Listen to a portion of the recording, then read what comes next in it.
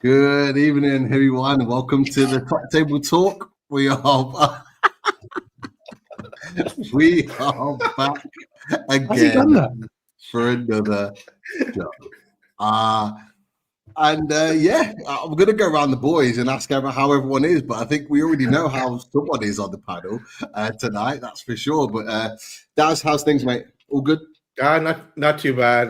Look, we did our own reaction to the Fulham result at the weekend, and then we had the transfer window, the closure of it to look forward to as well, which didn't bring much surprises after all. So we thought when last spoke on Loaded, but apart from that, okay, yeah, granted, not as good as some. So good to Adam, baby. Next. Yeah, Adam's good, man. I'm doing good. Yeah, I'm doing good, boys. You're good. Yeah. Everything's. I feel for not a good weekend for City. Obviously, not for you boys. It's been, not apart from that, not too much else went on. Wolfie, how are you? I'm good, mate. I had a good weekend in the Trent End.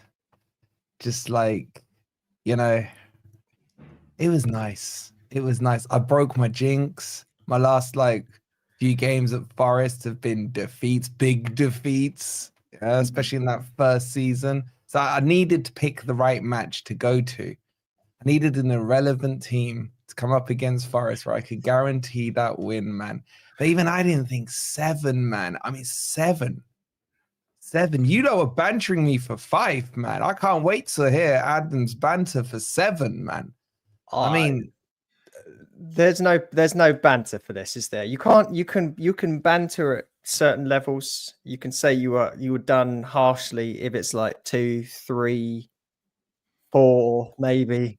When you start getting into 5, 6, 7, there's you're out of banter. You need another hand to count, mate. That's when it's got to stop, in it. That is where you call it a day. Our only saving grace is it wasn't the only 7-0 defeat of the weekend. That's the only positive I can take out of it.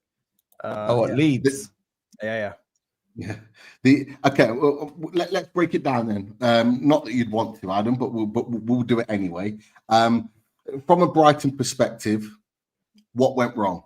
Because I think there was a lot of people outside of both of your clubs that were seeing a potential of a bit of an upset. You go in there, making it difficult, maybe getting a draw out of it and causing them some problems. Never really looked like that from minute one. What went wrong? Was it the managers? Was it the players? Talk to us, man. How did it get that bad? Yeah, all of the above. I mean, but look, let it be known that no one beats Brighton and Hove Albion by 8 goals to 0. So we drew a line in the sand there. There's been a lot of talk about how Hertzler was disrespectful and came out and basically the tactics were done in a way in which there was no respect given to Forest and the way that they would play. Correct.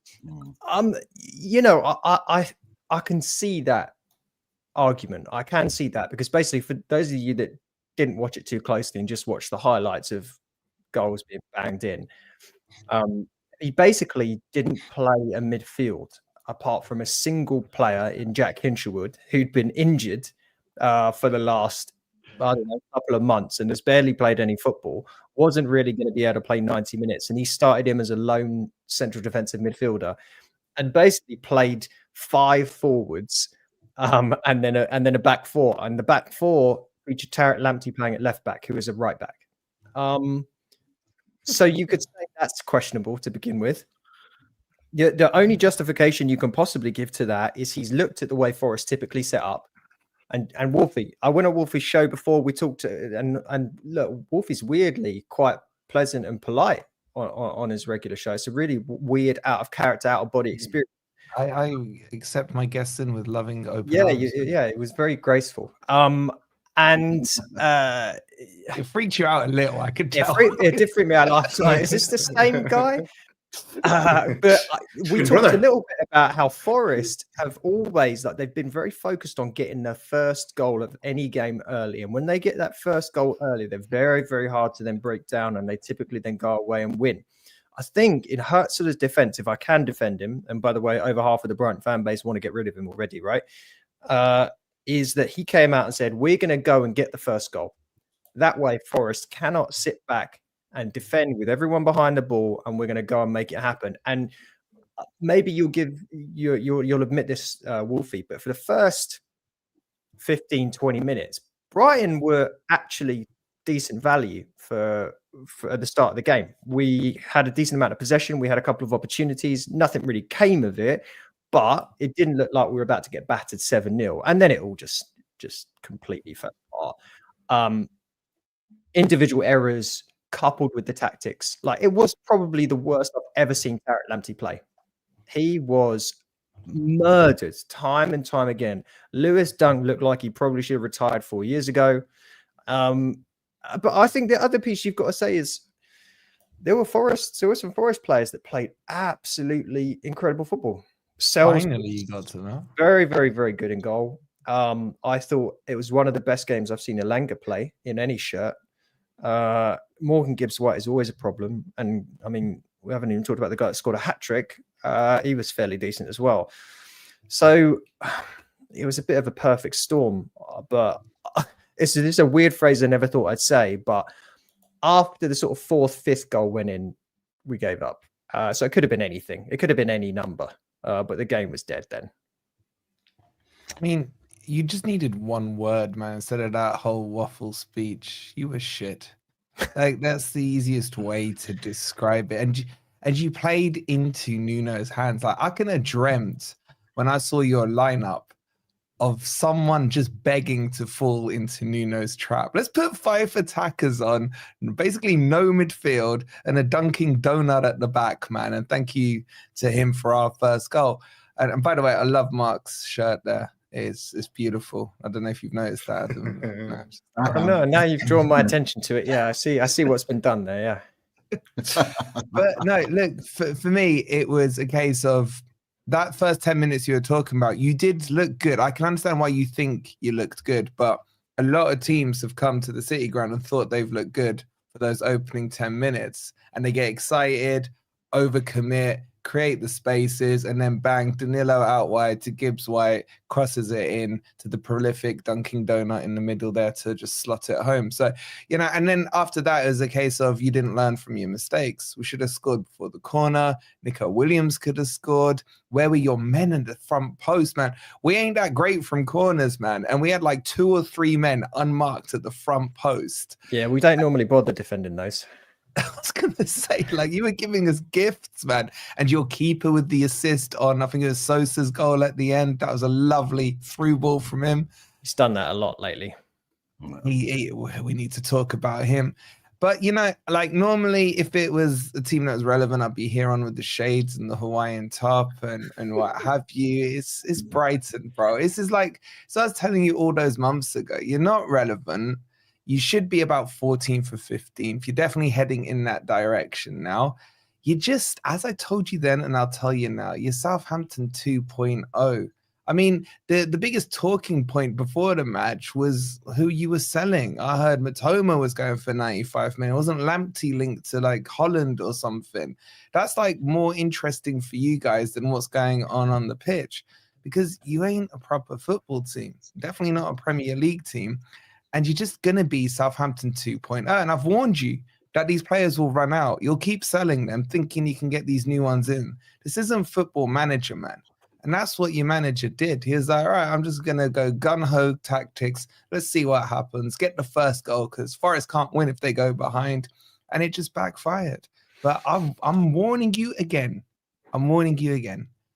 Careful. You're falling into their Southampton model. This Brighton model is absolute BS. I've never bought into it. Never will. The debts you're running up are embarrassing. And be careful. Be careful. Is this humble, Wolfie? Yeah. Can't quite make out. Yeah, It's like a you know, when you describe good bad losers and good winners. He's a very good winner, isn't he? Yeah, like really takes it takes it very humbly. Look, I know 90% of what you said there was just bravado and BS, but I get it. Like, you battered us. There's no two ways about it. We were destroyed, and it was. I hope it's one of these games where the manager figures his shit out and makes some proper wholesale changes in terms of how he sets things up. Because if he tries to do that again, he's not going to be long in this job. They saw something in him. Like, you don't bring in a 31-year-old manager and expect perfection in year one. You just don't.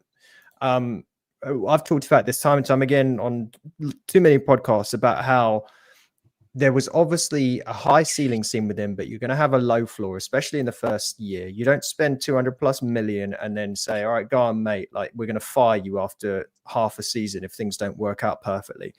So we're going to see mistakes along the way. The problem is 7 is a large number. You could have gotten away with it. It was like a 3-0 defeat, and it's suddenly like, oh, don't worry, he's young, we'll figure it out. This has now put a big target on his back, and you can only do so many of these before it gets the better of you. I mean, we saw it, not to bring up Southampton again, but you only get a couple of 9-0s before your time's up. And I don't know how many 7-0s you get. I think I know it's a lazy comparison to draw with Southampton. I think it's a lazy comparison. A club that relied on a youth system that eventually got cannibalized by other clubs, as opposed to a transfer system that has a bit more longevity behind it. And you talked about how players are just going to up and walk away. We literally just had one of our players say he doesn't want to leave the club. Don't accept a bid. I don't want to go elsewhere. I owe this club more than what I've done so far. The guy that also, I'm sure you were still in the stadium, or maybe you were battered at this point, but he was the player who was subbed off at half time and then came over to the away fans at the end of the game and led the players over in his tracksuit and basically brought everyone out. So that's the mentality of some of the players that we have. Some will want to leave and some won't, but people will want to leave if you lose 7-0 over and over again. There's no doubt about that. Just, you can't do that. But Adam, do you take my point? It's not sustainable. Your model is not sustainable. Well, nothing's sustainable indefinitely. It's been sustainable for quite a few years at this point, isn't it? So was Southampton's, and look where they are. It's going to keep them in the Premier League, though, Wolfie. It's like. I've never said I expect them to go down this season, but in the next year or two, I do, because they will run out. They're playing Football Manager. That's what it is. They're so arrogant that they can think they can bring a 31-year-old into the Premier League. And, at the start, after like game week 2, they're 4th or 5th. And Adam's there talking about his plot to Champions League. And that's all gone quiet, because you can't just drop into the Premier League off the bat. It's Moneyball. They're literally, Moneyball must be on repeat in that stadium, man, constantly. With the, on base stats and what have you, 0.34. Look at what he's done. It's a good movie. Football's played on the pitch. Sure, but this isn't. I don't think this club makes decisions lightly. You got to remember, though, like this club, the job was meant for Kieran McKenna. Kieran McKenna was the number one option. He may well be available at the end of the season, and who knows? Maybe they'll eventually weirdly get their man somehow. But I don't think you could call the club naive about bringing in such a young manager. But again, I think the players that are signed for the club are signed regardless of the manager that's brought in. There's a particular style that the ownership want to play, and the manager's almost like a facilitator for that style. And bringing in more players to sort of balance things out for the outgoings, you're always going to get these like ebbs and waves of where you've got too many players that have left too quickly. And we saw that recently, where you saw Alexis McAllister and Moises Caicedo and people go out in the same window. Suddenly you've got this questionable situation in the squad where you're like, oh shit, we've run out of players to play there. You have to then speed up the process of bringing in others. So there's going to be seasons where we finish fairly low, and there's going to be seasons where we contest for Europe. This is going to be one of those seasons where it's invariably not going to play out. At the start of the season, I predicted we would finish somewhere between 10th and 12th. And looking like that's probably going to be the case. So why were you so shocked when I said 14th or 15th for Brighton is where I expect them? That's only like a couple of places behind where you predicted. I mean, at the time when you suggested that, I think we were 4th. Yeah, and I still didn't back down. No, you rarely do. Yeah. But I think Adam thought that was Wolfie being Wolfie. I No, think it's that- not. that's It's the- that's legit. what It's thought. literally legit.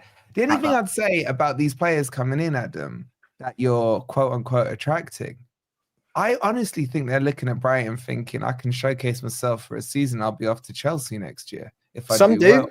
Some do. Yeah. Like your boy, what's his face? Rocky Balboa in midfield, who's the new shining light this season. Do you expect him to be there come, the start of next season? Start of next season, probably. Season after that, maybe not. But they signed him for what, 30 million, and he'll be sold for 100 and whatever. Yeah, but that's how you point. survive in the Premier League when you are not. Point. You're we don't all have Greek mafioso You money. as a fan are now looking at this as a business. You've lost that. That's football. what it is. No, I'm talking about you as a fan. Where's your love for the game, man? When Collymore got sold from Forest, I cried, man. Well, I had love for the game until about 1 p.m. last Saturday. Yeah. No, but you see my point, man. It's like well, you can't Wolfie, attach yourself to these players. Would you Yes, rather Des. be a mid-table championship team or someone who's flirting with European football and mid-table every other season? Like that everyone, Why would I every want to be team in the has to have their championship, own bro? model. What are you talking about? You'd rather be in the championship. Why would I be in the championship? No, I'm saying Guys have been as a fairly Brighton comfortable there fan. for a while. I Are think you that's saying as a what- Brighton fan? As a Brighton fan, yes. I'd just rather not be a Brighton fan, to be honest. it's impossible. I think I can't even let that thought cross my mind, man. It's like- but I think that's an important point that Daz has made, and I think that's kind of the emphasis around it all, is the fact that without this model, with all due respect to your club, Adam, that's probably where they would be. Without that model of being able to buy these players for relatively cheap prices. Some of the last few players they've signed have been a little bit more expensive, but still relatively cheap to what, as Adam's just said, what they're likely to get for them in the future. That model is allowing them to sustain their position in the Premier League and build on. Let's not forget that Brighton came up the same time as Newcastle did, and we've stayed in the league for the same amount of time. Now, the only difference being is that our ownership in the money, not necessarily the money's been invested, but it has been up until this summer where Brighton completely blew us out the water. And I think at this point now, it is a case of for you, Adam, where do you go next? Where do you go next? Are you going to be that team that's going to continue to invest 200 million a season? And do what you did in the summer to bring those players in and really kick yourself on, eventually move on the likes of Dunk, which I thought was horrendous on Saturday. Eventually, Welbeck and players like that will eventually move on.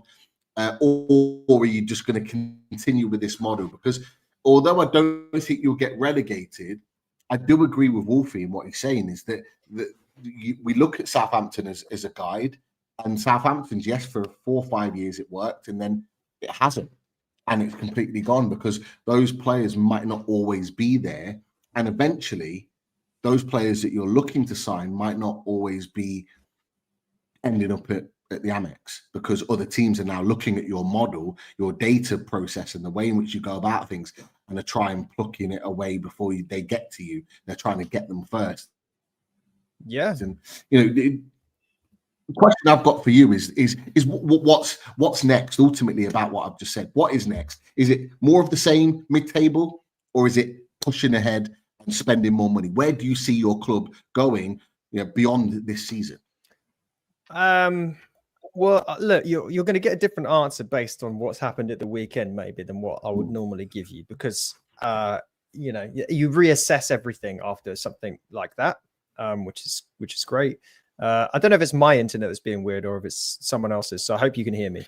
You guys hear me all right? Yeah, no, we can hear you. And I think it was Pete's end, I think, mate. All right. My internet's not great. Yeah, so look, I mean, I think there's no other club in the Premier League that has spent more money than us in the last 12 months. I believe that's the stat that came out today. So even, and I know I'm talking about this from a business and financial standpoint, unfortunately, that is just what football is now at the top level. We can't deny that. You can't I know we want to romanticize it as fans and talk about this, and this player plays for the club, one player, one club, the rest of the time, and all that. Well, we're seeing that with Lewis Dunk, and everyone's now saying he needs to take off a Brighton shirt and sit down, right? It doesn't work like that anymore. Everything has to be run as a business, unfortunately. And the business is being run pretty well right now. Can that change? Yeah, of course it can change. But right now it functions. Is it going to change in the near term? I don't think so, purely because of the fact that look at the sides that are at the bottom of the table right now. Like it's appalling, like the drop off that you get. Because Wolfie, even if I take you up on that idea of if we finish 14th or 15th, the gap that exists there between the quality of squad that you're able to have at 15th and the quality of squad you get at 18th in this league right now is so drastic. It may as well be 20 clubs different. Like that's how silly it is. So it's almost like, yeah, we could do bad, but how bad could it possibly get? Because those other clubs just purely haven't invested the amount. Now, could that change if you get a side like a Burnley that comes up with lots more foreign investment that has come in, and then they spend a crap ton of money coming up? Now, PSR is going to screw with that now, which is obviously is another problem that we don't want to dig into too much. But the point is, we've almost like we've set the Premier League up in a certain way that there's like 16-ish teams now that are set. And you really got to do something crazy to get it out of that molding, which is sad for the rest of the league. But as a Brighton fan, as a club that could finish anywhere between 5th and 15th plus any given season, you know, it makes me safe in that knowledge that even if we do have a down season or two and we get battered 7-0 one day, I think we'd still be in a fairly okay position, because if it doesn't work out this season, we'll fire the manager, they'll bring someone else in, they'll steady the ship a little bit, and we'll get back to business as usual. I think this quality of squad is there, and there is still going to be money to spend no matter what happens next year. It's too revolving, Adam. It's too revolving. I mean, what you just said there, if the manager's crap, we'll just revolve that door again. This will be our 4th revolution in the last 5 years or whatever it is. Spin it round. How does Forest work, Wolfie? What? How does Forest function? Forest function. How did Forest function as you saw this window? For all those years, though, the championship, though, Wolfie, that's how Forest functioned. To try something different. But I'm talking about the here and now. There was rotation like crazy. You love talking about history, but now you want to talk about the here and now. It's weird. I think we had 23 managers in the span of like 26 years or whatever it was. It was ridiculous. You're not going to get sustainability with that. But we had Fawaz as an owner for a majority of that, and he was an absolute joke. But what I'm talking about now is look at the difference in what Forest are doing to what Brighton are doing. Our objective this transfer window was to lock down our players, value or not. Murillo, new contract. Wood signs a new contract. Morgan Gibbs-White's about to sign a new contract. You got Einar committing to a new contract. This is the difference. Whereas Brighton is not a football club, it's a business, and it will make money potentially, even though you're so heavily in debt. It will make money in the long term if you survive. But if you keep revolving that door, I wouldn't be able to, as a football fan, attach myself to that club. If I was a Brighton supporter, because I don't know who I'll be screaming from the stands for next week, because they might be gone. It's just constant revolving door. And I'm not saying that all other teams don't buy and sell. I know they do. But your model is literally about turning players over. As a football fan, I can't get on board with that. I mean, the same will happen with your club. You'll have 2 or 3 or 4 players that stay consistent in the starting 11 for year after year, which is what has happened at Brighton. We've had certain players that have been stalwarts there and have lasted for ages. Your Joel Veltmans, your Lewis Dunks, Pascal Gross for many, many years. Solly March. Like, there's a number of players that have featured for years for us consistently.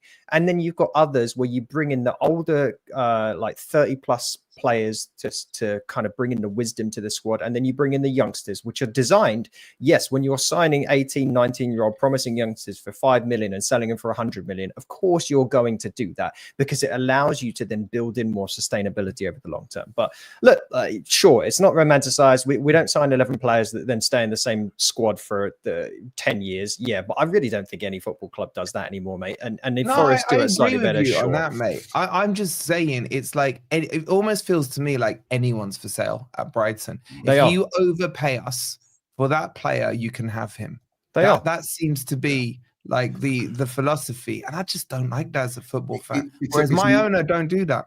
My Yeah, owner don't do that. Gents, And I that's got why a I dash. think- I Yeah, don't mean to cut amazing. you off, mate. I do have to run. So Nah. I wanted to Have you join had a this, so man? I wasn't Yeah. going to be called a coward for ducking out. I wanted to take my abuse. Can I give you Head one on. final thing, Adam, just before you go, it'll be 2 seconds, right? As the goals were going in, Ant was turning to me saying, "Oh, I feel bad. I feel bad." I was like, "Why?"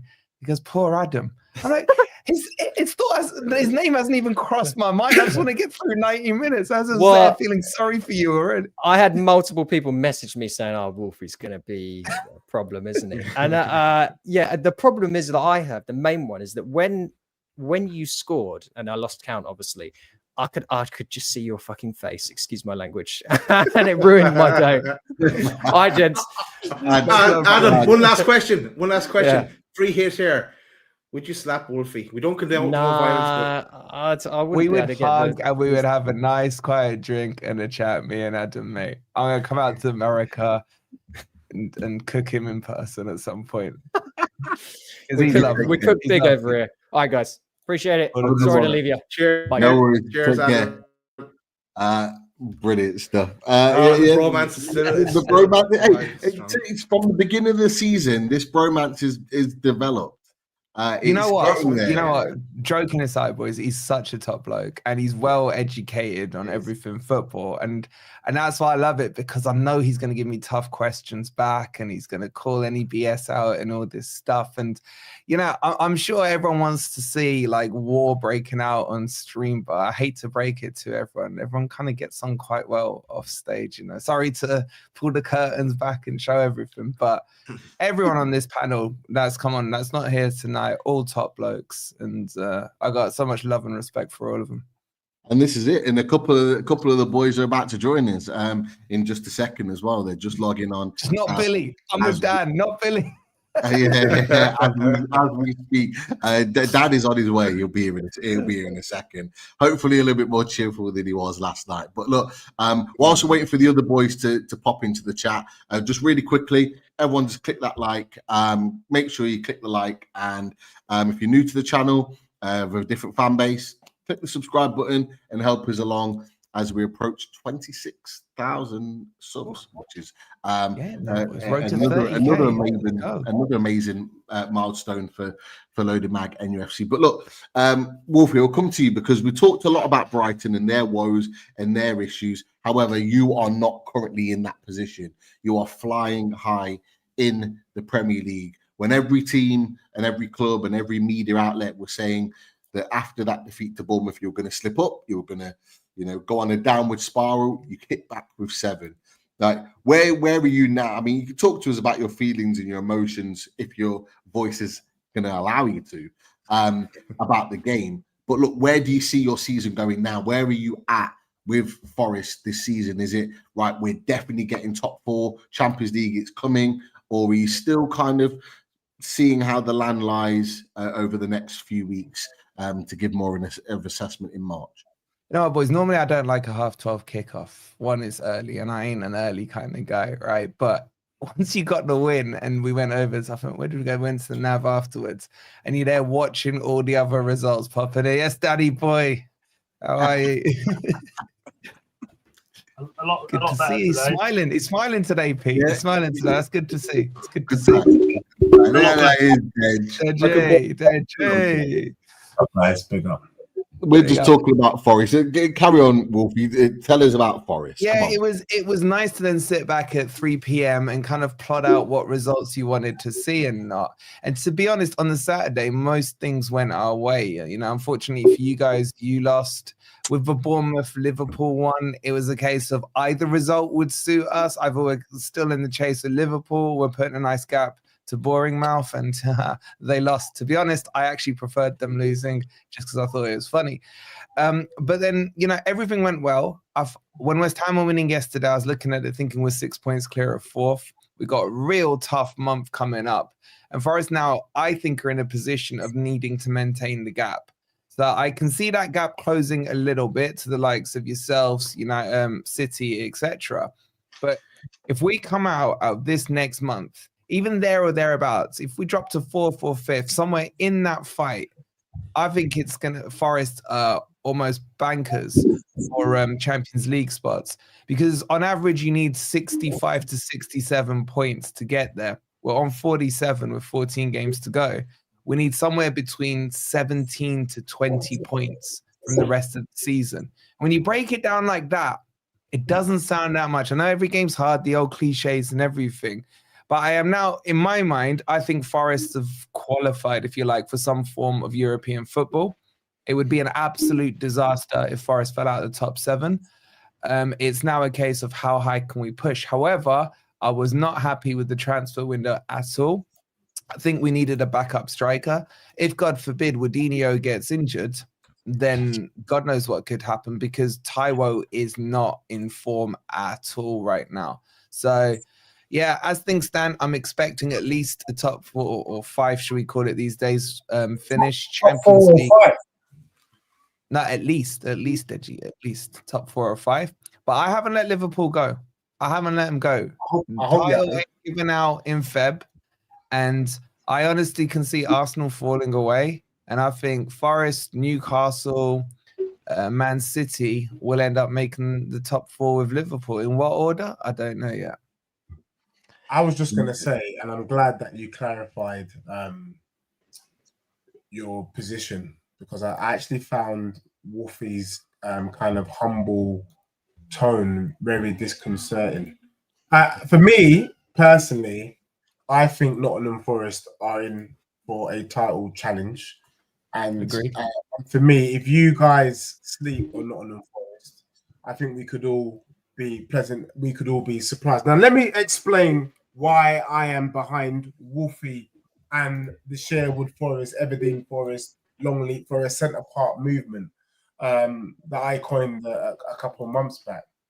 The thing is, I've spent the whole season being told by people in the chat that you need to win a Carabao Cup and an FA Cup. Here we go. Here we go. Oh, Dan, you knew it was coming. Yeah. Look, but why? Why? I'm smiling tonight. I'm smiling tonight. Danny boy, let him land, man. I like this spiel. I like this one. So what it is, I've been told we got to breed a winning mentality. I've been told you got to do things in the process. You start off with a Carabao, and then you work your way up to an FA Cup before you then start talking about leagues and league finishes. Yeah, and I've been saying since you met me, Pete, since you met me, Daz, that you can leapfrog. You can come from nowhere and be somewhere. Now, I might have got it wrong about my club. Maybe it's not Tottenham Hotspur that is going to be on the title charge this season. But where is Nottingham Forest Carabao Cup? Nowhere to be seen. Where is Nottingham Forest in the FA Cup? Nowhere to be seen. Yet, we are sitting here shaking our bum violently for this club. So it means that I was right all along. Premier League finish is to be respected. And it doesn't matter about some dusty Carabao Cup. It doesn't matter about Man United, about FA Cups. What matters is just say it. Zero the hero. Yeah, I'm saying it, man. Just say it. No. Look. I'll be honest with you. The only I hate Liverpool. I've got to hate Liverpool. So I'd love Wolfie. I'd love you guys to pip them. The only thing for me that I think is why I think they're too far out of the way for you is the goal difference. You're 9 points behind, but technically it's 10 because they've got. I think are they 17, 18 goals ahead of you? I'd love nothing more, Wolfie. Honestly, this journey that I feel like I've been on it with you. I think we all have. It has give Leicester vibes from years ago. It has, because it only seems now that people are starting to say, "Oh, but they might," And I think that's been great for Forest in the sense of you've been able to just go along and just get these wins. And even when you got the win with against Liverpool, no one was like, "Well, this is it. Forest are in the run now." They just went, "Well, yeah, okay, they got the win, fantastic." So I'd love you to. I'd absolutely love you to. And to go back to Deji, you got to stop talking about this Carabao Cup and FA Cup because you're going for the treble, mate. And I know, right? I've only known you a short time, Deji, and I love you. I adore you, mate. I genuinely do. But if you win it You will be shaking your bum more than Beyonce was last night winning that Country and Western Award, Sunshine. Hell no. It will be going like this, mate. I'm telling you, my guy. I have you know, and I'm being honest, and I want it to be noted and Pete, if we got to pick this, let it be known. If we win just the Carabao Cup, the image of me you will see is literally me eating a burger at halftime. I mean, I'm Liar. Liar. If we win the FA Cup and Carabao Cup, you have me with a burger and a pint. Liar. If we win the treble, that's when I shake my bum. Because that's when the chips come out. We would have achieved more in one season than Arsenal have achieved in the last 10 years. That, to me, is worth a Beyonce bum shake. But the point, I guess, I've been trying to make, and I just need people to clarify and say, you know what, Deji Spurs, sometimes we think he's delusional, but the geezer had a point, and he stood by that, which is you can win the league from nowhere.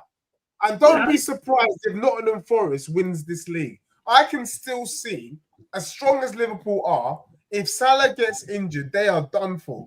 Salah is a madman, and if somehow, I'm not wishing bad upon him, but if this brother goes down and Van Dijk goes down, then it's game on. Do you not think it's probably better that people are saying, I don't think they can do it? I think it's better because it takes the pressure off Forest, I think. The more people are going, yeah, they're doing all right, you know, I think it takes so much more pressure. I mean, the only Wolfie, would you agree with what I'm saying? Would you much rather people go, yeah, they'll be there or thereabouts, you know, they'll be top 4, top 5? Of course you surely do, because you don't want that pressure. You don't want people at the end of the season saying, you know, so close, so far, you know, you buggered up here, you buggered up there. I think you guys are just, like I said a couple of months ago, you're like that nice little train. You're just tootling along. You've got your stops where you go into. You don't need any diversions. You've got no cancellations. Just enjoy the ride. Just enjoy the ride. I'm turning into fucking Errol now. I know what you're saying, Dan, but for me, look, kind of chest aside and everything, Forest may not be in this position again next year or the year after or what have you. While we're here, go for it. Yeah, I mean, agree. Do you know what I mean? Go for it. Like target Liverpool. Go for it. You know, put a smile on Dan and the rest of the United lot's face and the Evertonians and everyone else. Like, there's a lot of backing for Forest outside of people just shudder at the thought of what I'd be like if Forest won the league. Outside of that, you know, everyone does want Forest to kind of go and beat them. So, Wolfie, honestly, mate.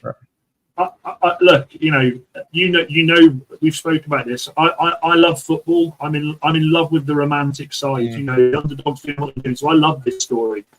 But mate, if United were ever, and it's not going to happen anytime, probably won't happen in my fucking lifetime the way we're going at the moment. But if they were in your position, you better believe I'd be like King Kong. The shirt I'd be beating my chest. So I get what you're saying. 100%. Exactly. But yeah, underdog scenario suits us. We always go back to what the great man said. Cluffy, I hope ain't nobody stupid enough to write us off, you know, and that's just our mentality, Rebel City and everything. And I just think if Forest do it, or if Newcastle do it, or Villa could do it, it just shakes up this Premier League. Not Villa. All right, Villa minus Billy. Villa minus Billy. But look, the reality is that everyone's got in the back of their mind that Liverpool have got this game in hand away at Everton, and that's a given. Wednesday. Everton are playing well at the moment. Like, as much as it sickens me to say, they are playing well at the moment. And you know, an Everton fan, Pete. What's the story there? Anyway, we'll move on from that. But it's not out the realms of the possibility that Moyes does a number on Liverpool at Goodison, and then people are going to start to think different. Last game at Goodison as well, the emotion is going to be... Yeah. There you go. Is it tomorrow? Is it tomorrow? No, next. So there you go. Like midweek as well. So it's going to be it's going to be absolutely madness going into that for the Everton fans, and they're going to build a cauldron, and it won't be straightforward for Liverpool. Because I have to say, boys, I don't think Liverpool have played that well. They're ahead in the league. I don't think they've been amazing. They've not been amazing to be in that position. But yeah, I just Pete, no, I was Go going on. to say, Pete, you're on the money. I don't think Liverpool's been that good. I think everyone else has been that bad. Yeah. You know what I'm saying? Because I think if you looked at previous, I mean, literally everybody's been below par, apart from Forest, who's probably exceeding their own expectations. But Arsenal have been poor by their standards. Plymouth has been extremely poor. Villa should have really kicked on. I'm quite disappointed with them. Newcastle is doing what I expected. I had you guys to be top 5. You're in and around top 5 right now. I mean, bloody hell, we got Bournemouth. If they win their next game, and should the teams at the top above them drop points, Bournemouth would be bloody 4th. You know what I'm saying? So it's absolute madness. So that just shows. But that's why the Premier League is the best league in the world, and people start waffling on about La Liga. This is the best. I mean, you can find the Bournemouth team literally a point away from top 4, and then we've seen my club definitely in the mire, but unlike the spicy Tottenham, the red Tottenham, the Scotch FC Red Hot Chili Peppers, we were able to do something in this January transfer window, unlike them. So you never know. Sorry. Yeah, sorry. Yeah. So no, we have a question. We have a question on that, Deji, on the transfer window. But actually, first I want to ask you this one: did you lose a bet or something? Is that not an Arsenal jacket you're wearing? No, this is not an Arsenal jacket. No. But looks a bit similar. It's the same colors. It's like a washed out one, isn't it? Yeah. Hey, that is a good. Wow, I actually hate that jacket. It's one of the worst jackets I've ever seen in my life, to be honest. But yeah, that's a good one. No, the question comes from David, and he asked about Tell, your new signing. What it was touch and go there for a while, but I'm muting because it's okay. I mean, Tell, he saw the United car park and he just did a quick U-turn, to be honest with you. That's probably what it was. But I think for me, as much as Spurs fans like to say that Daniel Levy doesn't back his manager, doesn't do this, doesn't do that, as much as I think Tottenham could spend more money, we could increase our wages. The one thing you can't say is that we don't bring in players. And I have to say that Tell, as a striker, as a winger, that is the sort of quality we're talking about. Finally, we've brought someone that can hit the ground running. Yes, he's only 19, but he's a class act. I mean, he's Bayern Munich, and Bayern Munich, do not want to see him go, but we've managed to squeeze in an obligation to buy. The other signing, though, that no one's talking about at Spurs, and it's gone under the radar, is that fella called Danzo. And I remember watching Danzo when he played France in the Euros in the summer. And he quite simply broke Mbappe's nose. And I was very impressed. Anyone that can break Mbappe's nose within the 90 minutes is in my bloody good books. And he is a non-nonsense defender. I mean, Wolfie shakes his bum for Murillo or whatever his name is. Well, Danzo is Murillo 5.0, mate. He's an absolute madman. And I'm going to go as far as to say this. I think when you guys brought in Botman, it marked transition in your squad. When Liverpool brought in Van Dijk, that's when we saw their shift. And when Arsenal brought in Saliba, that's when their shift. I think Danzo is Tottenham's shift to the promised land, and I'm excited. Everyone wondered how I knew that Spurs would be playing Newcastle in the Carabao Cup final, which I've told Pete several times.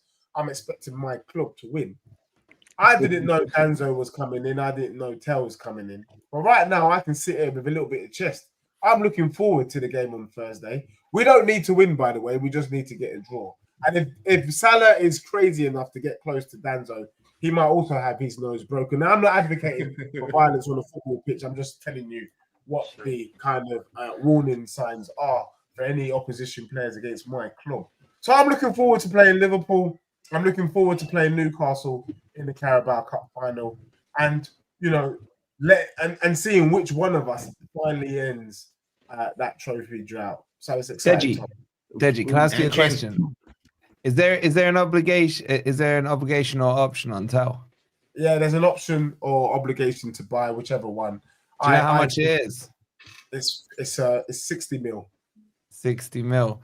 You know what's interesting about that Don't Bayern Munich still owe you about 40 to 50 mil on Harry Kane? I know it was deadline day, Wolfie, but come on, mate. Isn't that the case?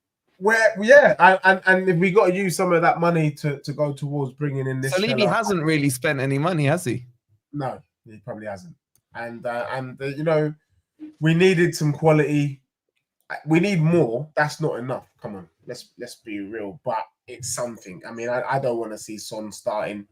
And I'm looking forward to seeing Tel, Solanke, Kulusevski forward line. It's going to be absolutely amazing. So look, people. Where are you playing him? Tel, I think he can play that down the middle, or he can play on the left-hand side for us. He can play anywhere across the front three.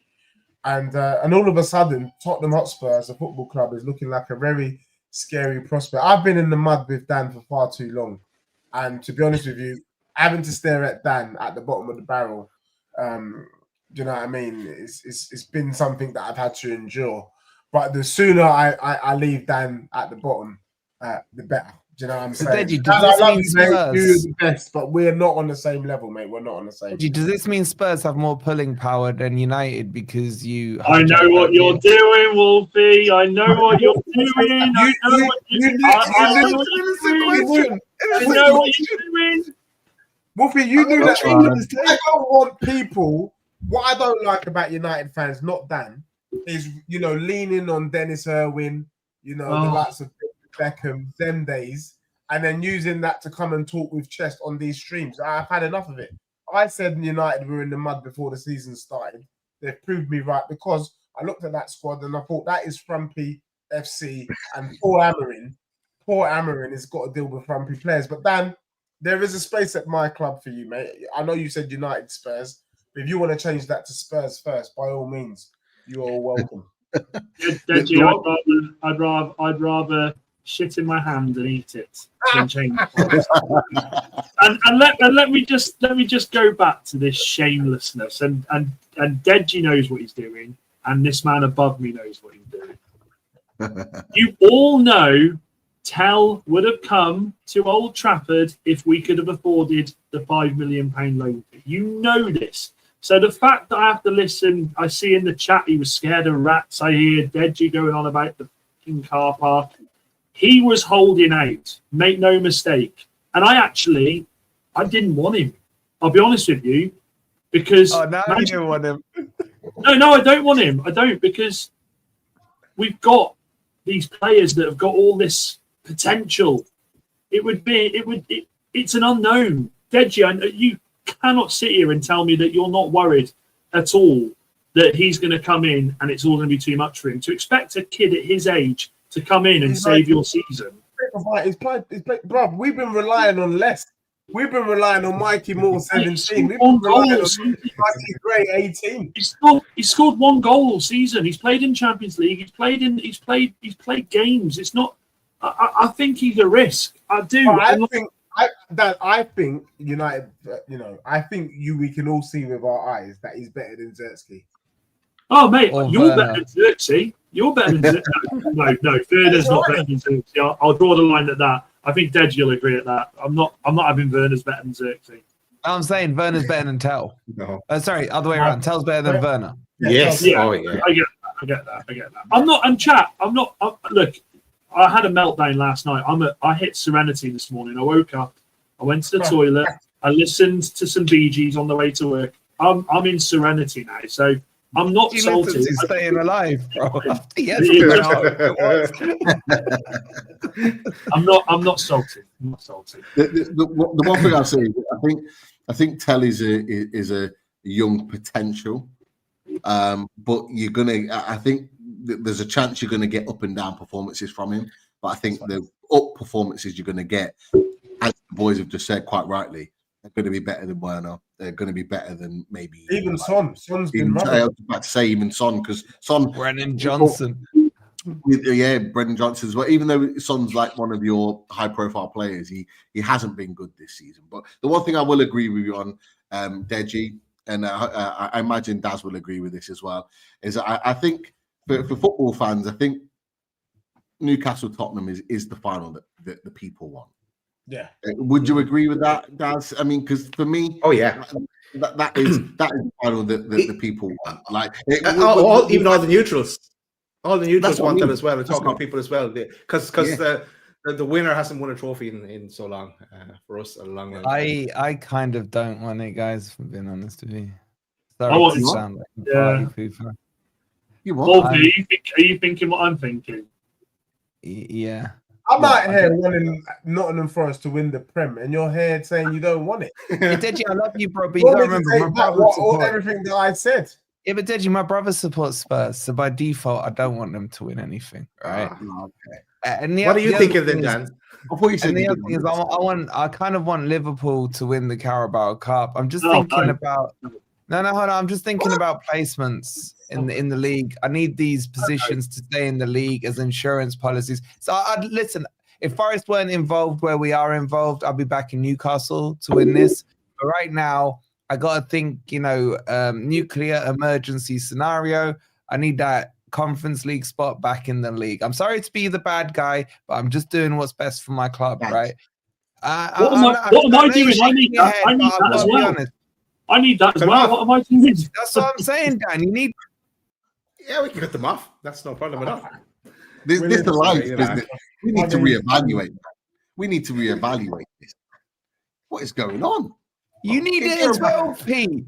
If you deep it, you need it as well. You need to lose. We would get conference if we won the cup. We'd get a cup and Europe. So Yeah, why but would we need this? your standards should be with me, man. The Alliance. We're looking at Champions League and titles here. That's some crusty three-handled trophy, man. Come on. But We'll Wolfie, take what we can get. yeah, of course. We take a trophy I where get you're hungry. I get you've been starved, man. I get it. 69 and all that, man. But come on. It's Spurs win. If it's a Newcastle Spurs final, Spurs win. I don't agree. I don't agree that I don't know. man. I don't know what you've been looking at. The 2 times we've played you this season, we've outplayed you both times. We didn't win. We beat you but we twice. outplayed you. And I think the third time we'll outplay you and get it right. Beating I'm sorry to Newcastle, upset beating the cat. Newcastle in the I'm final sorry. isn't for everybody, guys. Isn't for everybody. All right, let me just ask the Newcastle You fans. start. Can I just ask the Newcastle fans, right? If it does end up being a Spurs Newcastle final, you must, because you will double screw yourselves potentially. Okay, I'm not saying you end up in the conference positions, but if Spurs win that and finish bottom half, you will not get Europe. And you guys have been stung by this last season. You're not playing out the bigger picture. That's all I'm saying. So you must. You must. Well, if we get to any final, regardless of whether it's We must. for Spurs, Liverpool, we must anyway. We got to the second final in 3 years. We must go with the mentality to win it. We didn't turn up to that No one. way Newcastle batter All, Spurs. all Newcastle fans would admit that. 2 years ago, we did not turn up. We did not. We let the occasion get the better of us. I don't think Man United particularly played well, and I think Dan United will admit that, but he didn't have to win the game. We worked with him. But I genuinely think if it's Newcastle Spurs, I'm not saying it's going to be an easy win. Do you think you played well both times in Spurs, Pete? Do you think you played well? I was at the home game, and no, we definitely didn't play well. If he had a striker that day, Deji, you would have taken that game. I can't remember the other game. The home game. That was over Christmas. Yeah, that was the one. Yeah. That was Botman's first game back. Now, you started well, you got the goal, but I thought for the rest of that first half, we could have been 2-3-1 up. And that was a severely depleted Spurs team, may I add. When has it not been Deji according to you? No, but what I'm trying to say is, by the time we get to the Carabao Cup final, Spurs will have Romero back, Van de Ven back, Tel in the squad, Danzo in the squad. Do you know what I'm saying? Yeah, but Deji, they could be fresher injuries. You know what I'm saying? Udogi's back. I mean, we're going to have our players back. It's not going to be the same team they played, and for that, they're going to get walloped. I'll tell you what, boys. Both you get there first, yeah? And then we can have this discussion. Yeah. I'm looking forward to that. I'm going to be here next week, Tuesday, celebrating the fact that we're playing Newcastle. And I don't want any Newcastle fans in the chat to get upset, but you were warned, and I will be clipping tonight's show as reminders before the game and after the game. We'll just make sure that if it does end up being the final and we do beat you, just remember to forward that clip onto us. Okay, because we will quite happily use that clip just behind you. But Dej, I know you need to go in a second, and we've got Charlie. Charlie's on his way in just a second. Just before you go, Dej, give us a score prediction for the game on Thursday at Anfield. Look, I actually think, strangely, that somehow it goes to pens. So it could be a 2-2 draw. Yeah, it could be 2-2 at Anfield. If it's 2-2, actually, it doesn't go to pens. Spurs win. I was going to say, Dej, where's your maths, man? Yeah, sorry. So I think Tottenham could get a 2-2 draw and go through. We're not going to play great football, but we are going to be jammy. If not, it will somehow go to pens. Maybe Liverpool wins 1-0. We do pens and somehow Spurs win on penalties. I would like to say, though, for the Newcastle-Arsenal game, I think Newcastle kick on. I can see Arsenal got their tails up. I can see Newcastle losing 2-1 or 3-2, but you've done enough to go through. Okay. Yeah, fair play. Wait, 3-1 goes extra time, don't it? No, because they won 2-0. So if it's 2-1 or 3-2, Newcastle go through. Newcastle goes through regardless. Yeah. And make sure if we do get to the final, me and Chris will be in London as well, so we'll definitely have to. Well, we're gonna have drinks. I'm gonna show you around Wembley Stadium. I'm going to show you where they would have kept the. No, you played there. You played there. You so long. You know Wembley, mate. Come on, I'll be leaving Wembley. I'll be leaving Wembley as a winner on the day. Deji. Stand with feet and that at Euston Station as they wait for their train back up north. Other than stadium visits for the day that with the family, that's the only reason you know bloody Wembley is because you bloody played there. Come on now. Yeah. and by the way, boys, I went with my brother for the Arsenal Spurs one when you were at Wembley. What a nightmare getting out of that stadium, man. Honestly, it just tunnels like sardines all the way up to the stairs to the underground. So good luck. Good luck. And it ain't Euston, Deji, man. Newcastle's from King's Cross, bro. Is it King's Cross, yeah? Yeah, whichever. Deji stood there for an hour going,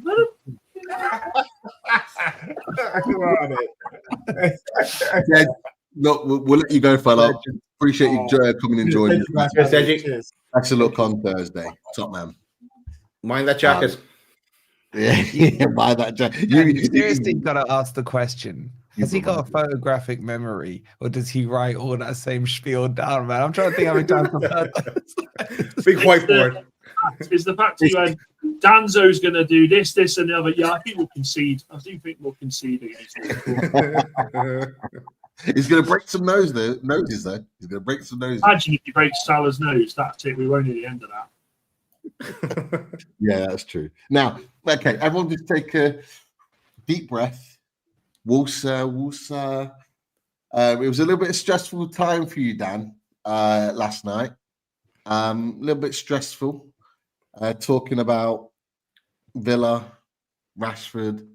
Billy. Are you okay to talk about Man United's situation and Rashford in a safe place? I'm fine. Billy's not here. I literally went. I went downstairs last night, and the wife was like, "You got to grow up. You got to grow up." I was like, you don't know what he's like, what he does to me. And I had to go on YouTube. I never comment on videos, but there was one last night. I comment on the 12-man one, and he was like, Dan brought nothing last night. He was miserable. I was like, give me a break. And United are in the pits here. I do my best every week on your show, on Dan's show, to come up and have a smile, but inside I'm dying. I'm practically dying, and it was last night. It was just because Billy had been doing what Billy does in the chat all day. I was driving home and I thought, no, he's having it tonight. He's absolutely and poor old Deji got caught in the crossfire as well. I shouldn't have gone at Deji, but I'd had enough. I'd absolutely had enough, and I feel better now. In fact, it was it was that or spend 50 quid on therapy. So actually, I saved myself 50 quid. Dan, what did you do last night? Go on. Because like I need to know, man. If I ever got that down, how have you changed? I went and watched a Ted Bundy murder documentary and thought, you know something? It's not that bad. It's not that bad. And then actually, no, I'm lying. I watched that, and then I watched the Goonies. I thought, let's watch the Goonies and let's chill myself back. They're making a new one. They're making a new Goonies. Are they actually really? Are they really? Yeah, all the original cast. Yeah. I don't know how they're going to work it. It's a beautiful film. Leave it. But no, I'm chilled. I'm happy. My stance doesn't change on the Rashford deal to Villa. I'm amazed that we got as much a week off them as we have. I think it's naivety from Aston Villa, and I think it's desperation from Aston Villa as well. Because whereas Deji's brought Tell in, they're bringing in a lad at Villa that we know is not in the best headspace. He's not. I think he's the potential to really ruin the dressing room there with his attitude. I look back at his videos and his interviews since being at Villa. He don't want Villa. He's sulking already. He was expecting to be in Barcelona colours. Make no mistake about that. Or Milan. Or So Milan. So for me, I'm absolutely fine. But United win either way here, because if he goes there, absolutely smashes it. Yeah, I can take rival fans saying, "Oh, Rashford's incredible. We'll get money for him. It'll up his value. He will definitely go in the summer." If he doesn't, I can sit there and say to Villa fans, "I told you so." So it is what it is. With regards to the signings, I saw someone ask if I'm happy about the signings in January. Yeah, I am. I am actually, because the last thing I wanted us to do was go out and panic loan people in that are not going to fit a system. We went and obviously got Dorgu. I'm really happy with Dorgu. I just hope that United fans do the right thing and realise that this he's got potential. He's very versatile. He's someone that we need, and I think it's perfect we get him now when we are in the doldrums, because we could have gone out there and been silly with PSR and tried to buy someone and bring someone in, and it wouldn't have helped. I think Amorim, as much as he's probably annoyed, he knows that in the summer, look, we're going to be able to go again. He knows we're going to get rid of a lot of people. People will go. So it'll be the classic summer, guys. I'll be here in June saying, I'm buzzing. We're getting rid of all these players. This is it, United. And then come first game of the season, I'll be sat here going, we've still got fucking Casemiro. How have we still got Casemiro, Rashford? How have we still got fucking Lindelof? So it is what it is. I'm chilled. I'm chilled. When is the conversation going to move to the manager, Dan? No, I get what you're saying. I get what you're looking at, but absolutely not. I think people ask me, would we have been in a better situation with Ten Hag? I don't think we would have. Look, Ten Hag before he left, it's not like we were sixth in the league, 2 points off Champions League. We were dire then. I think the players had chucked it in for him as well. But by that point, I think what Amorim's done is fantastic in the sense that he's just called it out for what it is. He has absolutely dealt with Rashford and Casemiro the right way. I think he's dealt with other players the right way. I think Garnacho, obviously, his attitude was appalling. That's why he was dropped for City. He's come back and actually worked his arse off and got back into the lineup. The thing is, these players aren't fit in the system that he wants to play. And you can say, well, maybe he should revert, but actually, no. Why should he? Because in the summer, he's got more ammo to say, look, these boys aren't going to do what I want to do. You brought me in to do something. You're going to have to let me do what I want to do. So I'm fine with him. Wolfie, I'm absolutely fine with him. And I think most Man United fans are. I think you're going to have the strays that say, oh, this is ridiculous. But these are the same strays that after we win 2 or 3 games say, that's it, we're going to be in Champions League now. So I don't really pay much attention to them.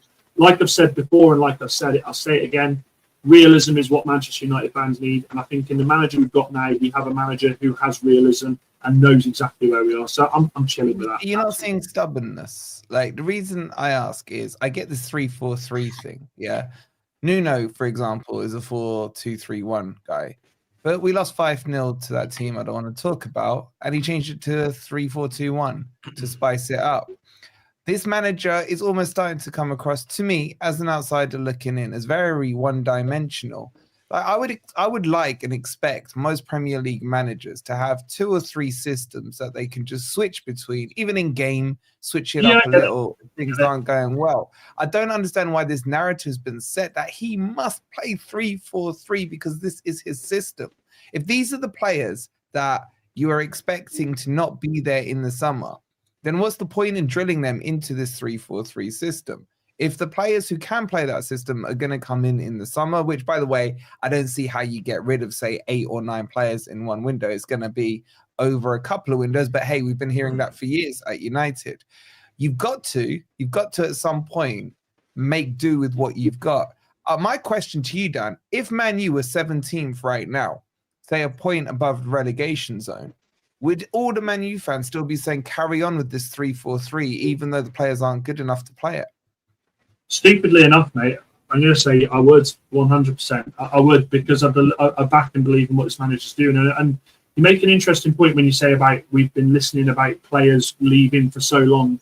Very fortunately for Amorim, there are a lot of players that are out of contract this season. There are, so we will see a lot of outgoings.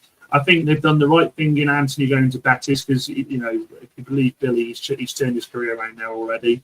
But he's going and playing football. I think he'll be easier to shift on in the summer.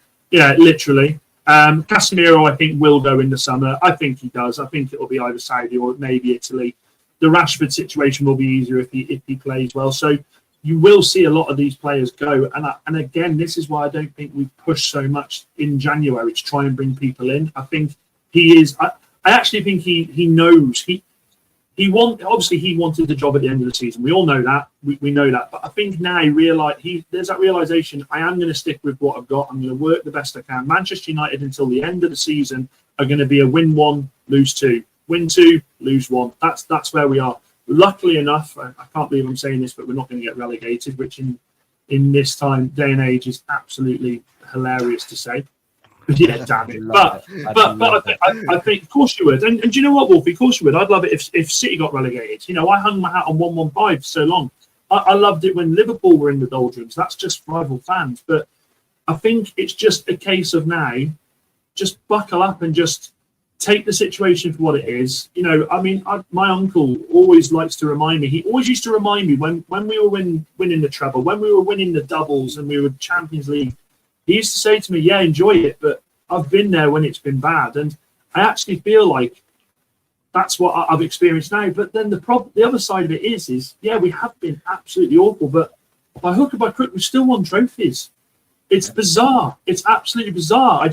I feel like we're coming to the end of a cycle now, hopefully, fingers crossed as a United fan, where we can start rebuilding again. And look, we say this every 2 years, and I say this with every manager. When Jose come in, yeah, we're rebuilding. When Oli come in, yeah, we're rebuilding. When Ten Hag come in, yeah, we're rebuilding. But everything this manager's done this time round has been different to all of them. Jose come in and he settled at first and said, okay, well, you're only going to give me Fred, that's fine. Then when it started to go bad results, that's when he came out and said, oh my God, this is appalling. This manager's not moved from day dot.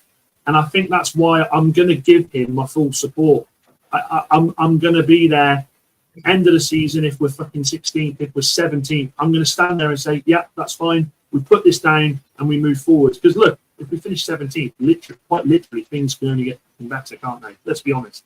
So yeah, but it's the attitude. It's weird. It's like my best mate's a United fan, and he's saying to me, every Premier League game now for him is a pre-season match.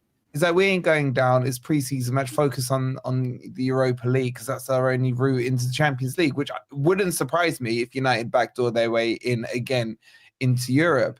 And I'm just like, how can these standards be set? Because I see similarities, not everything, but to when Ten Hag came in, the whole bust up with Ronaldo, dropping Ronaldo. That's the Rashford of this Amorim cycle. Now, you know, he's been dropped. Every United fan is like, oh, we back Ten Hag. He's in charge. He's the decision. And then 12 months later, it's like, he's a fraud. Get him out. And yet no United fan was saying to me in the summer, we've had a bad transfer window. Yet now they're all turning around saying it's the players. I wasn't. I mean, look, I was surprised with the money we spent, but I wasn't happy, and I think Pete can back me on this because I didn't know you I wasn't happy. I wasn't happy with the Xerxes signing because at the end of the day, and I got laughed at for this, I would much rather have gone out there and brought a Welbeck in or someone in with experience to play for United, as opposed to trying to bring these. Well, statistically, they've had a breakout season in Italy. These two strikers we've signed have been from Italy and have been appalling. So no, I don't think we had a great transfer. Dan, when I talk about United fans, you are the exception. You are the exception to the rule. But what I'm saying, in general, no one was calling out about it. In fact, it was the opposite. They're saying it's lovely to now see we've done our business early in the window rather than lastminute.com. Oh, Delit's coming, Xerxes coming, and so on. And the narrative, again, I'm excluding you from this conversation, but hey, you've got that badge on your chest, so you'll take the brunt of my point here. Now it's gone from it was Ten Hag's fault to the player's fault to let's leave Amorim over here completely scot-free, and he can, as my mate says, use the Premier League as a pre-season. Yeah, and actually, I will say this: like, I'm happy to admit when Ten Hag come in, I remember when we lost the first 2 games, and he made him do the laps, and he was all this, and I was like, this is the manager. This is a manager who doesn't take excuses. But the problem the problem Ten Hag had, and I genuinely think this, when he called stuff out, but then things started to turn. He started to become. Yeah, it's simple. But the thing is, we can't do this, and the board can't do this. And I back him, and I thought, you've been, I think you've had the gag order on you. I think you've been told to just shut up. Time will tell with Amorim. If Amorim sticks with his morals and sticks with what he believes, exactly, then I think we have to succeed. We have to do something. When I say succeed, I don't mean go win the Prem. I mean we have to succeed and show difference and show levels and show that we are improving. You've got to remember, and I say this all the time, United aren't winning the league in the next 5 years. United aren't winning the Champions League in the next 20 years at this point. United have to do the thing that's right. They have to just make the changes, and it has to be a gradual thing. Yes, of course, Manchester United are a big club by name, but we are not a big club by nature. We haven't been for the last 5 years. The cup wins prove everything. Anyone can win a cup. We become a cup team the last couple of seasons. And you know what, Wolfie, you bang on. We'll probably become a cup team this season, and we may go and spawn the Europa League. Being a cup team doesn't show that you have come on leaps and bounds. It just shows that on the day when someone has to win, you were lucky enough to do that. So you have to be. It's a realistic thing. You have to be realistic, and you have to be. And I say this all the time to United fans. You have to be wary about what you deem as success in your eyes, because for me, success next season would be to be comfortable in challenging for Europe, not Champions League, Europe. That's what we have to do next season. We can't sit there and think we've got Dorgo, we've got Ahmad, we're keeping Garnacho. That's it now. The good times are back. Absolutely not. You've just got to be realistic in what you want, and it will come. It will come. Simple as that. Yeah, it may well do, and you've got to be patient with it. I know what Wolfie said earlier about Amorim, but I see similarities with his stubbornness with his formation and his play and his style to what Jurgen Klopp did when he first came in at Liverpool. He did exactly the same. He wasn't hammered for it because he didn't have toxic players. He just had players that weren't quite good enough. The problem with Man United is they've got both. They've got toxic players and players that are just not good enough. And I think that's why Amorim had to take more of a harder line with those players rather than... You're right. You're so right. This is the thing. Manchester United's success for so long come because they had very good players, but what they also had was your 6 out of 10, 7 out of 10 every week. Okay, you don't win things with teams of superstars. And you have to have the perfect mix. For every Cristiano Ronaldo, there was a Gary Neville. For every Ryan Giggs, there was a Dennis Irwin. Do you know what I mean? And this is the thing at the moment. What United have got is they've got a cauldron of complete overpaid, completely believe in their own hype morons. That's what they have. Simple as that. So they have to change the demographics behind the scenes. They have to bring these players down a level, and that's what Amorim's doing. When we drew 2-2 with Liverpool, if that was any other manager, they'd be coming out going, That's United. That's what we do. He come out and he was fuming still. He said, why can we do this here, but we can't do this anywhere else? So again, I just feel like I've heard stupidity with some fans, and I will call Manchester United fans out for this. I've heard stupidity when they've said, Sir Alex Ferguson, that's how Sir Alex Ferguson did things. We've got another. No, you'll never get another Fergie. Don't even breathe that sentence. What we want is we want Amorim to be the best version of himself. So in 10, 15 years' time, we do get to sit round the pub and say, I tell you what, Amorim, the job he did when he come in, look at what he did, man. He turned us round. He turned us into something that we could all be proud of. That's what we want. You're not going to get the replicas of these managers. Let these managers become the best version of themselves and hope that that in their time at the club, they bring that version with them. Simple as that. Simple as that. I know you got to shoot now, and we've got to have an alliance meeting. Last minute alliance meeting being called by Wolfie. But before you can I just say one thing, guys? One thing. Chat. I want you all to know. After weeks of grafting, I finally got Wolfie's number. Absolutely buzzing. Absolutely buzzing. You made me chase it, mate. You made me chase it. You made me work for it. Quality. Look, do you know what? I thought I wrote that in the public comments for a second. I was like, oh crap, that's oh, no. What do you think, Dan? Tomorrow night, Arsenal, Newcastle, Arsenal. Who's winning it? I think you'll win it. I do. I think, look, Arsenal are obviously on cloud 9 at the moment with their win at the weekend. Fantastic. But Dan Potts said something last night, and I thought, oh, Potsy. He said, you know, it's not been a great season. It's not been it's not been an awful season. It's not been and I thought, Potsy, you've been screaming about how bad your season's been. Don't all of a sudden, because you've just had this win, go, actually it's not. So I still think there are yeah, he does, and there are ugly parts to Arsenal's game still, and you do have, I think, the benefit of having Bruno back. So look, I'd be surprised if they overturned it. I really would. I think you just got to go out and how's the right manager to get you to the final? He's done it before with them. I think he'll have them level-headed. He'll tell them exactly what he expects of them. Even if you scum it, mate, and just do like a 1-1 or something, you really think you all are going to be bothered? Yeah. It's another final, 2 finals in 3 years. So I think you'll get through. I think you'll get through with an aggregate win. I think it'll be a draw tomorrow night, and I think you'll get through on that. Good man. You take care, mate. Go and enjoy the rest of your evening. Cheers, mate, we'll see you next week. Wolfie, I'll speak to you in a bit, mate. Much love, Francis. See you later, boys. I nearly didn't click my screen. I nearly went, see you, lads. See you later, boys. Much love. Much love. See you later. Love it. All right, now we got rid of him, boys. We got to. All right. The rest of the team is gone. Right.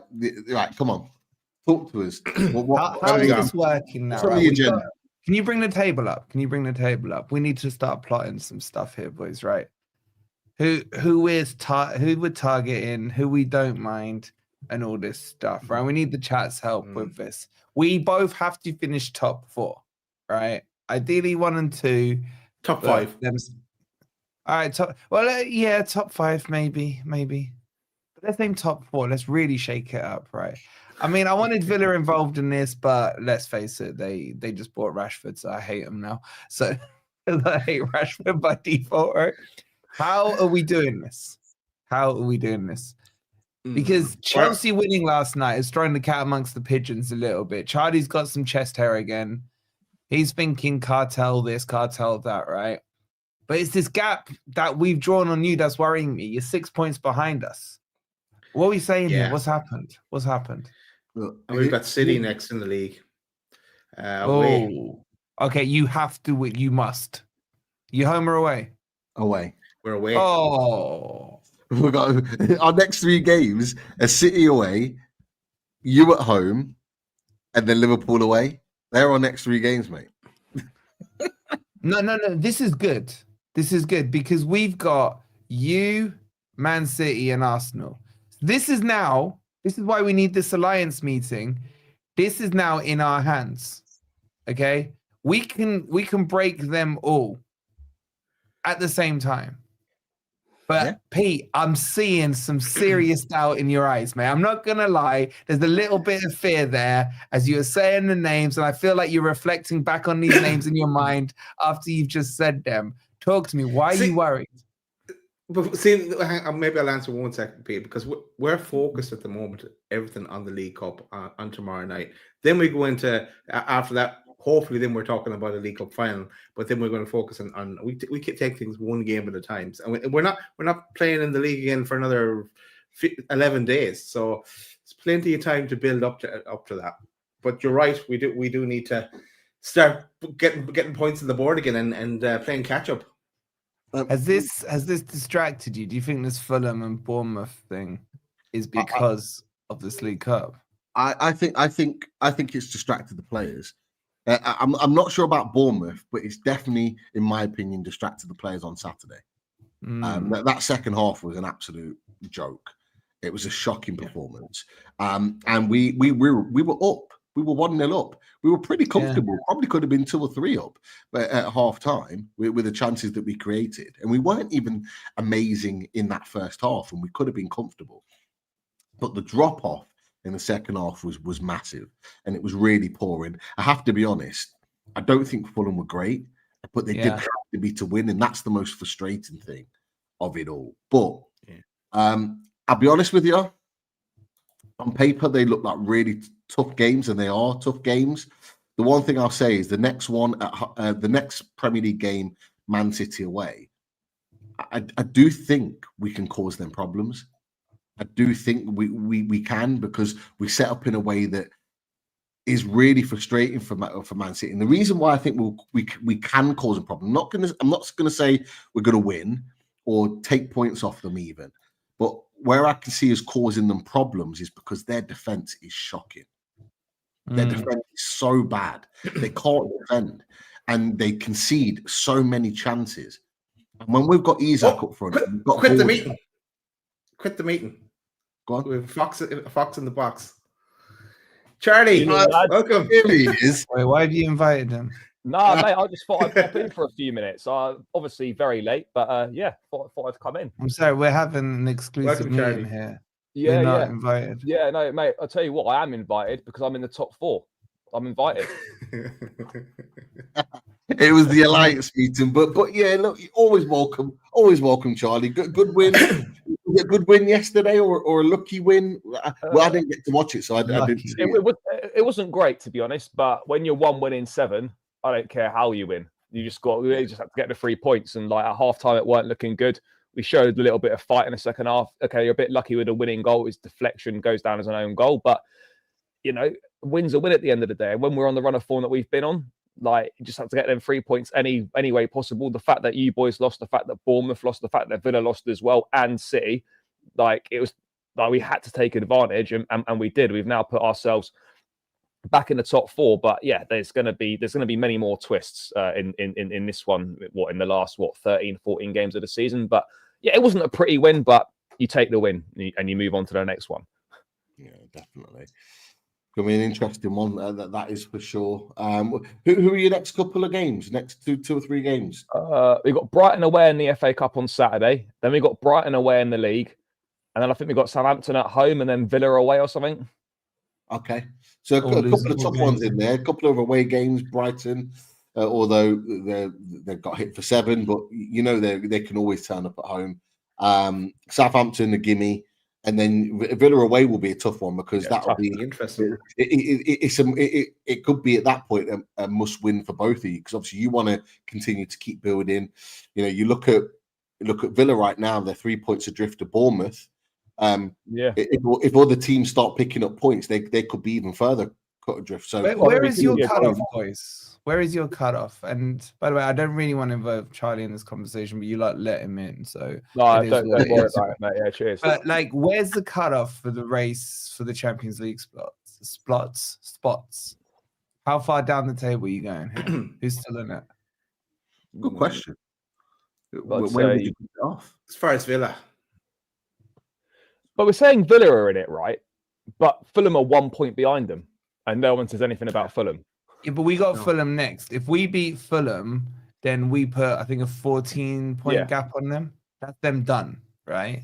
Yeah, but you're This is looking at going to be yeah, but part of you're the looking- alliance meeting, but you're here, Charlie. No, but this is so no, but this is between. Yeah, but you're looking at from fifth basically. Forget fourth and third or whatever. You're looking at fifth because fifth will probably get Champions League. So who could possibly finish fifth? And it's basically anyone from third to ninth. Who's 10th? Who's 10th? Is it Brighton? Scroll down a bit. I think it is Brighton. But they've got to make up 5 points though. They've got to make up 5 points. Fulham have. But looking at those games, Pete, be in you the got Bournemouth have got Yeah. Southampton, Villa have got Ipswich. Yeah. So you'd say they're probably both still in it. Yeah. You got Man City. I mean, there's a scenario here, boys, where you could drop down to 7th. You'd expect Bournemouth to beat Southampton. You'd be a point clear of Villa if they beat Ipswich. I mean, I had it down to Villa, but if Fulham beat us, are they still in this? This is, I've never seen it stretch this far. You know what I'm saying? I wonder what the chat think. I think if Fulham beat you, then yeah, I think that's definitely within the realms of possibility. That's for sure. But I don't see you losing to them, and I think they need to Where is win. it? At the Cottage. Yeah. They're inconsistent with Fulham. This is what I was saying on my preview for the weekend. I thought they'd get something against you. I didn't think they'd beat you. But they played so bad against Man U that you expected some kind of bounce back in their weird up and down form this season. I personally don't think they're in it because they're too inconsistent for me. I mean, even if you look at their last 6, draw, loss, win, you know, there's a semi-pattern there. Villa I are think pretty it's inconsistent Villa. as well, though. Huh? Villa are quite inconsistent as well. They Obviously, are. they're better squad than Fulham, and you'd obviously fancy them over Fulham. But yeah, And they've got Yeah, Champions League Rich as is well. in the house. The alliance is complete. He's asking for the link. Can we tag Rich in for Charlie? Can I negotiate that? We're in now. I've just sent in the link. We're in now. We must well continue the conversation, lads, and add Villa to that mix because we're having the conversation. Who's in that mix? Let's ask Yeah. Rich when he arrives. But I'm with Daz. I'm going Villa. Okay, I'm going Villa as the cut-off point. Cut-off. Yeah. At that cut-off point. But if you're asking me in 2 weeks' time, then it's not a given that they'll beat Ipswich at home. They struggled against other teams earlier on in the season, even at home. But that game against Chelsea is massive. They need to have enough points on the board and be close enough that we. Yeah, I mean, Chris is saying Brighton are still in it, only 7 behind 5th. I think that's too big a gap, and Brighton are more inconsistent for me than Fulham. it depends because everyone's taking points off everyone. Like you only have to put like a run of say 3 wins together, and then suddenly you're shooting like up the table again. Yeah, but this period, Charlie, a lot of us are playing each other. Yeah, You know what I mean, it's gonna really mix it up. I mean, we've won 2 out of our last 8 matches, and we're 4th. That's how close things are. Like if you've won 2 and 8, you shouldn't really be anywhere near 4th place. Charlie, is that game home or away against Villa? It's away. Oh, it's away. I saw it. We already turned them over 3. I think that's okay. That's okay. It's all right. It's all right. Richard, we're doing that at home. Then we're doing it. Yeah, I'll be there. I'll be there. Actually, I'll be there. So, Rich, what are you saying? Are you still targeting top 5 here? Because we all think you're still in the race. Are you declaring yourself in or out? Yeah, it's got to be in the race. It's 4 We're in the race. I think we're going to win the Champions League, though. To be fair, I think that's our best bet. Now we've got Rashford and Asensio. That's it, mate. We're on the road to winning the Champions League. And Disassi as well, mate. Don't forget. And Disassi. That's it. No, I mean, you've got to say Villa are in the race for the top 5, but I mean, I don't think any team wants 4th or 5th out of Chelsea, City, Newcastle, Bournemouth, Villa at the minute. Like they just keep getting a little bit of consistency and then kind of throwing it away when there's the opportunities there. So I couldn't tell you whether I can't tell you what Aston Villa's going to turn up at the minute. We're conceding too many goals and we're just not scoring enough goals at the moment. So hopefully he's took a bit of a risk with some of these loan signings, but hopefully they can give us a bit of a boost because we certainly need something. Well, what if we did it the other way around, boys? Who are you lot saying are locked in for the top 5? Liverpool and The Arsenal. top 3. I think you boys are. Wolfie, I have to say. Because I think you've got the points in the bag. There's enough games that you'll win to get you to that. Oh, we were talking about this last week, weren't we? Where was it 67 points or something? 66 points? Yeah, that was for 4th. So like 65-ish gets you top 5 on average. Yeah, there's enough games against the bottom teams. So Keith Downey was saying during the week. Sorry, Keith Downey was saying during the week last week when he was on the study, he thought that you guys were going to slip away. It's Tom reflects on it there. Yeah, I wonder if he thought would be Brighton 7-0 there. Oh, no one thought that. Yeah, I had a little feeling. I just didn't want to embarrass Adam on the show.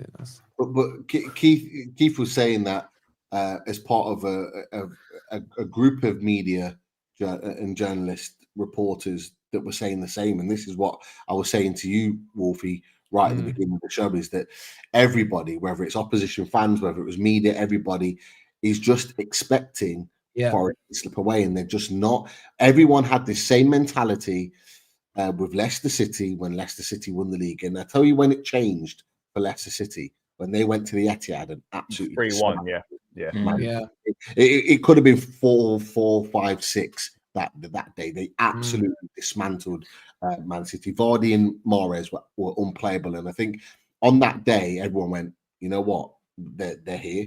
And I think it might take one of them. And you've got those games coming up soon. So you said a statement win.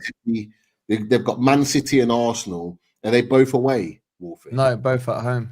Both at home. So if you away, we've got Fulham away, then you away, then those two at home. It's big. So them next 4 games, I think, will confirm whether Forest finish top 4. Yeah. If you win 2 or 3 out of those 4, then you're nailed on because you're pretty much. I think if we get 5 points from that batch of 4, I don't mind that as a return. I think that's enough to sustain us into 3rd, having played all the quote unquote big boys, apart from Chelsea, who we've got last game of the season. Yeah, that's a big one, mate. Yeah, and we're at home. The thing is, I've just looked there, and barring Liverpool and Arsenal, all those teams 3rd to 9th have got 3rd to 8th, let's say. Have got between 8 and 10 points over the last 5 games. So all of those teams are in very similar form. So it's still, like you were saying there, Villa have got Ipswich in the next league game. The likelihood is they win that because our away form's been very patchy, but our home form's been absolutely brilliant. We've only lost 1 game in the league at home all season. And Ipswich are also Having said that, but we didn't beat them at Portman Road. No, but yeah, neither did we. So I was going to say, Charlie, where's this trust? We're the only ones that have lost there this season. So but yeah, so that kind of then keeps it at that sort of 8 points from 5 games ratio. And then, the other teams, you could expect them to be similar. I don't know what the other fixture, I don't know who Newcastle have got, but I think Wolfie said their teams are playing each other. So they'll just keep taking points off each other throughout this whole run of the next 10, 12 games. Yeah. We've got Man City, Forest, and Liverpool in our next 3 in the Premier League. So, I mean, that's still big, though. If you beat those 2 of those 2 out of 3, then that's pretty, or, you get 7 points from those 3, then you could really say that you're going to be in the top 4.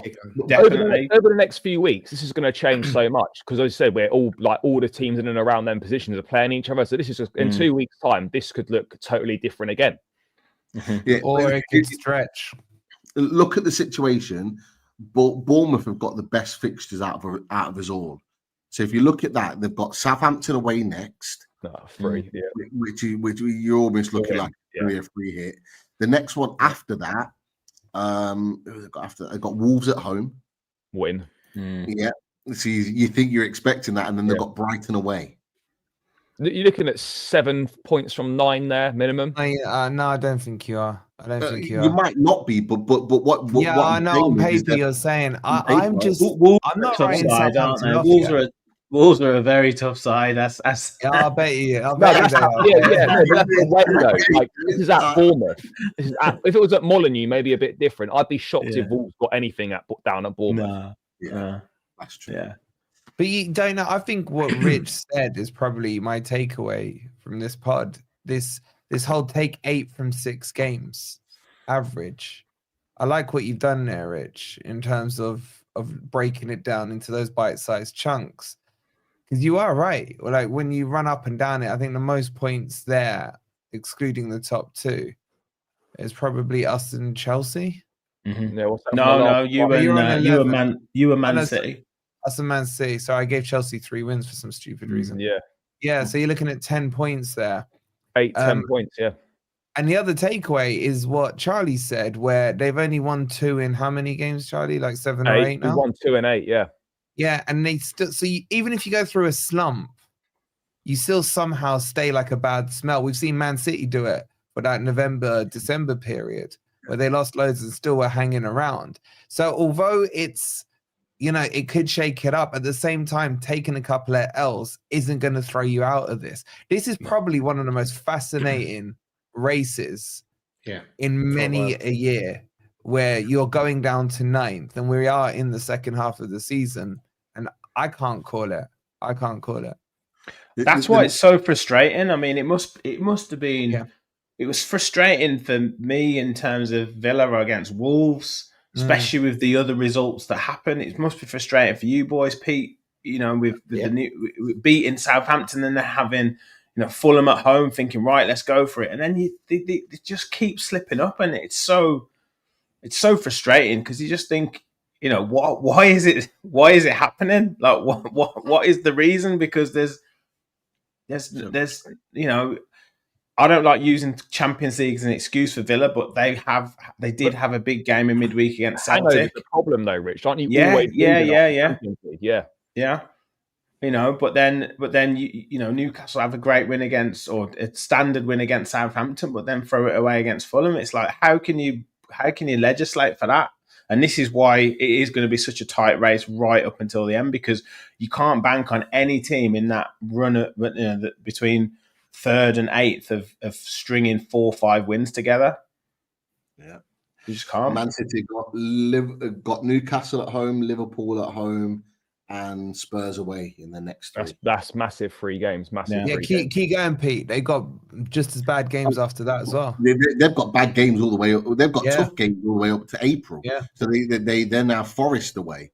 After that, I think they've got Brighton at home, and then after that they have they've got Leicester at home. Should win that, and then after that they got a horrible Feb, Pete. Their Feb is horrible. Yeah, because they've got the Champions League, haven't they, as well? Yeah, they got 2 games. I think that's the other thing to take into account. All you boys, apart from me and Newcastle boys here, that's what I'm banking on in Europe. Yeah, but you got the Carabao Cup. Maybe a League Cup final. Yeah, never know. Yeah, but that's one game. They've got Real Madrid either side of us. Yeah. Well, one game, Pete, but we have we tend to focus on that one game that's coming in the future and lose the mental strength. Yeah, but I hate to ask, but Charlie's probably got the most experience here. Like, does it start to get sticky when you're going deep into these competitions? And it's all well and good in the group stages. You can rest some players and what have you. Obviously, I'm talking like Champions League stuff here. But when Man City have got, say, Real Madrid and then Newcastle, no rotation then. There's no rotate. Do you start to see that impact on the pitch, or is it just by any means necessary? No, look, it's going to have some sort of an impact, but I think the best teams just always find a way of getting the results and getting the wins. I think we're kind of lucky that Conference League is obviously a far lesser quality of opposition. So the rotation that we can make there is going to be far greater than what City could make. It's going to be far greater than what Arsenal can make. I mean, not that it really matters. We're not going to be catching them, but yeah. I think they're not. I don't think they're safe, mate. I'm still. I don't think they're fully safe. No, I don't think they're fully safe. But you know, it does make a difference. It does make a difference, but the best teams do always find a way. They do. They do. Boys, we'll leave it there. We've assessed the league. We'll probably do it again next week, having the fixtures and the results change all over again. But do what Mark says. FA Cup. Yeah, spoiler alert, Pete. Nothing's changing, mate.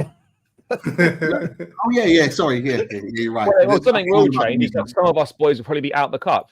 Yeah, that's true. Well, I'll still definitely be in it because we don't Who are play you till playing? Tuesday night. So Oh, you got a fucking Exeter. Dog shit. But we don't play till Tuesday night. So come wherever, upset or not, we'll still be in it till Tuesday night. That's true. Do what Mark says. Like.